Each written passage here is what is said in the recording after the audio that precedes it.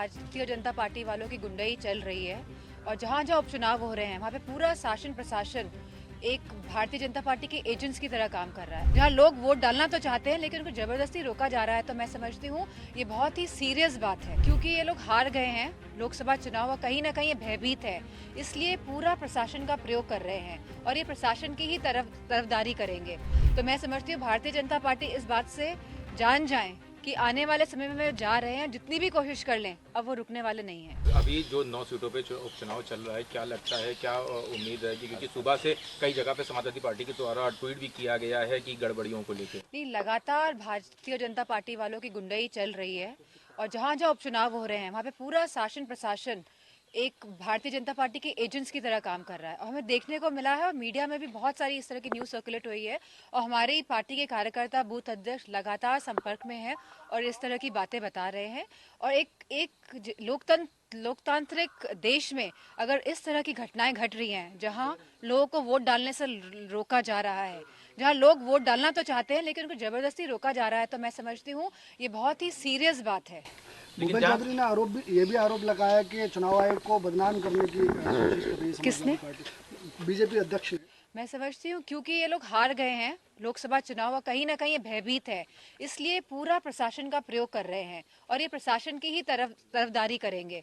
लेकिन ये जनता जो वोट डालने के लिए जा रही है लगातार लाइन में लग रही है और जिस तरह प्रशासन और जो पुलिस वालों की जो लाठियां बेचारे खा रहे हैं, तो मैं समझती हूँ भारतीय जनता पार्टी इस बात से जान जाए कि आने वाले समय में जा रहे हैं, जितनी भी कोशिश कर लें अब वो रुकने वाले नहीं है। ब्रजेश पाठक भी पीसी करने जा रहे हैं इन्हीं मुद्दों पर, कैसे देख रहे हैं?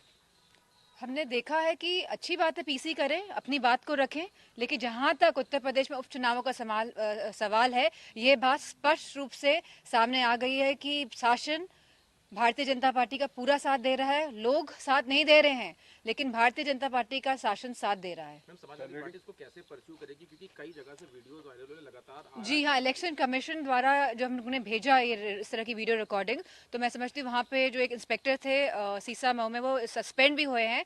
हमने यहाँ से भी भाटी जी का जो है वीडियोग्राफी सब भेजी है, हमें पूरी उम्मीद है वो भी सस्पेंड हो गए, उस पर कार्रवाई होगी। और जिस तरह राष्ट्राध्यक्ष जी ने कहा है कि इनका सैलरीज रुकनी चाहिए, इनका जो प्रोविडेंट फंड्स हैं ये भी रुकने चाहिए, और इस तरह पूरी कार्रवाई पे हम लोग अपना ध्यान और निगरानी रखेंगे जिससे कि अंतिम छोर तक इस कार्रवाई को हम पहुंचा सके। महाराष्ट्र और झारखंड में भी इलेक्शन चल रहे हैं, क्या लगता है किस तरह का परिणाम रहने वाला, और क्या बटोगे तो कटोगे नारे को कोई जगह मिलेगी इस पूरे चुनाव में? मैं नहीं समझती हूँ कि इस नारे को कोई जगह मिलने वाली है, क्योंकि जिस तरह से लोगों का समर्थन मिल रहा है और जिस तरह से प्रशासन जो कार्रवाई कर रहा है इस डर से कि कहीं भारतीय जनता पार्टी के लोग उपचुनाव ना हार जाए, कहां जहां ये भारतीय जनता पार्टी के साख का सवाल आज उठ खड़ा हुआ है, तो मैं समझती हूं कि इस बार हमारा पीडीए मतदाता तैयार है और वोट दबा दबा के ये लोग भारतीय जनता पार्टी को आने वाले समय में उत्तर प्रदेश से हटाने का काम करेंगे। घटनाएं चुनाव से संबंधित भाई, ईमानदारी से तो बीजेपी एक सीट जीत ही नहीं सकती। एक भी जनता आज जा चुकी है, कानून और व्यवस्था ध्वस्त हो चुकी है। डिवीजिव पॉलिसीज के चलते सभी लोग दुखी है।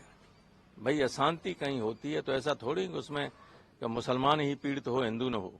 दुख तो सभी को होता है, नुकसान सबका होता है। लेकिन जिस प्रदेश का मुख्यमंत्री इसी तरह की बातें करने से समझता हो कि चुनाव जीत जाएंगे, उसने लोकसभा से कोई चुनाव से कोई सबक ही नहीं सीखा। जबरदस्ती उपचुनाव में तो रामपुर उपचुनाव जीत लिया जबरदस्ती की नहीं, लोकसभा हार गए ऐसे ही नहीं, ऐसे ही खड़ा कर दिया था अखिलेश ने एक आदमी, तब भी हार गए। तो आम चुनाव, इस पे कोई असर आम चुनाव पे तो होने वाला नहीं। जबरदस्ती एक जगह कुछ गड़बड़ी कर सकते, ज्यादा जगह नहीं कर सकते गड़बड़ी। सर, लेकिन ये बता रहे हैं कि लोगों का विश्वास बीजेपी की तरफ बढ़ा है और कानून व्यवस्था हो। कल अखिलेश यादव जी ने भी एक बार कहा कि उन्होंने कहीं बयान में सुना कि कहा गया है कि हम रामपुर बना देंगे, किसी जगह पे सीएम ने कहा। हाँ, वो कुनरकी को तो रामपुर क्या बना लिया भाई? लोकसभा हार गए कि नहीं हार गए? लोकसभा हार गए, बुद्धि नहीं है तो उसके लिए कोई पढ़ाने थोड़ी जाएगा उनको। तो क्या लगता है कि 9 में जो 9 सीटें हैं इसमें क्या रुझान रहने वाला है? रुझान तो समाजवादी पार्टी के पक्ष में ही रहेगा, ज्यादातर सीटें हम ही जीते। महाराष्ट्र में भी आज चुनाव है, साथ में झारखंड का भी सेकेंड फेज का इलेक्शन। झारखंड और महाराष्ट्र दोनों में ही इंडिया गठबंधन जीतने जा रहा है।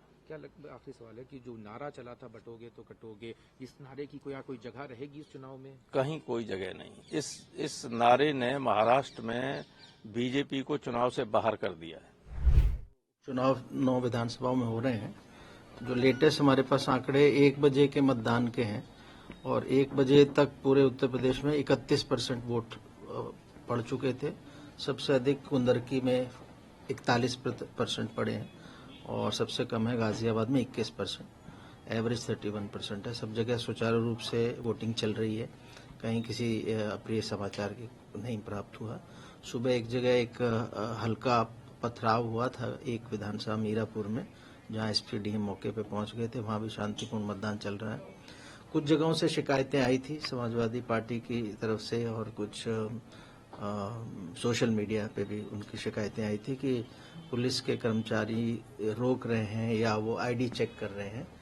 तो इन शिकायतों की जांच कराई गई थी। जो भी शिकायतें आई उनको जांच कराया गया और 5 ऐसे कर्मचारियों पे जो चिन्हित किए जिनके द्वारा उल्लंघन किया गया था ईसीआई की गाइडलाइंस का, उनको सस्पेंड किया गया। 2 कानपुर में, 2 मुजफ्फरनगर में और 1 मुरादाबाद में। इसके अलावा और कर्मचारी भी हैं जिनको हटाया गया जगह से और 5 के खिलाफ सस्पेंशन की कार्रवाई विभागीय कार्रवाई शुरू की गई है। और जो भी इंस्ट्रक्शन सभी जिलों को जिला निर्वाचन अधिकारियों को और कमिश्नर पुलिस और एसएसपी को यही दिए गए हैं कि जो इंस्ट्रक्शंस हैं आयोग की कि आईडी चेक होनी है, सभी वोटर्स की आईडी चेक होनी है, लेकिन वो पोलिंग स्टेशन में पोलिंग स्टाफ द्वारा होगी हर वोटर की और चिन्हित करके पहचान करके वोट देने दिया जाएगा। लेकिन बाहर जो पुलिसकर्मी तैनात हैं उनके द्वारा ये चेकिंग वगैरह की कार्रवाई वोटर आईडी की नहीं की जाएगी, वो अंदर का पोलिंग स्टाफ करेगा। तो ये सबको बताया गया और चुनाव आयोग ने बड़ा गंभीरता से लिया शिकायत को, इसीलिए कार्रवाई भी हुई है और आगे भी अगर कोई इस तरह का उल्लंघन करते हुए पाया जाएगा तो उसके खिलाफ कार्रवाई होगी। मिर्जापुर की सीट को लेकर के काफी वीडियो बताए जा रहे थे, वहाँ पे बताया जा रहा पथराव की स्थिति हुई, तो क्या वहाँ पे भी कुछ नहीं? अभी कोई ऐसा समाचार मेरे पास नहीं है, हम पता करा लेंगे। तो अभी तक की जो अपडेट है वो जो भी संज्ञान में आया, जहाँ जहाँ जो भी चीजें गलत लगी उन पर त्वरित कार्रवाई। आपने मिर्जापुर बोला, वो मीरापुर का था। मीरापुर को तो मैंने बता दी, मीरापुर में हुआ था, सुबह 10 बजे की बात थी वो, लेकिन अब शांतिपूर्ण ढंग से चल रहा है। वो भी पोलिंग स्टेशन से काफी दूर थी घटना, पोलिंग प्रभावित नहीं हुई थी। अभी जो स्थिति है वो सब जगह सामान्य है? हाँ, सब जगह सामान्य है, वोटिंग हो रहा है और अभी 3 बजे के आंकड़े आएंगे। 1 बजे तक के हमारे पास हैं जो 31%। ये क्या सामान्य आंकड़े हैं वोटिंग परसेंटेज के? क्योंकि आपने एक बात सुबह भी कही थी कि वोटिंग परसेंटेज में कोई कमी नहीं आई है, क्योंकि अगर हम ये उम्मीद हमारी है कि जो 22 के वोटिंग परसेंटेज से कम नहीं आएगी, ऐसा उम्मीद है कर रहे हैं। जो ट्रेंड चल रहा है उसको देखते हुए।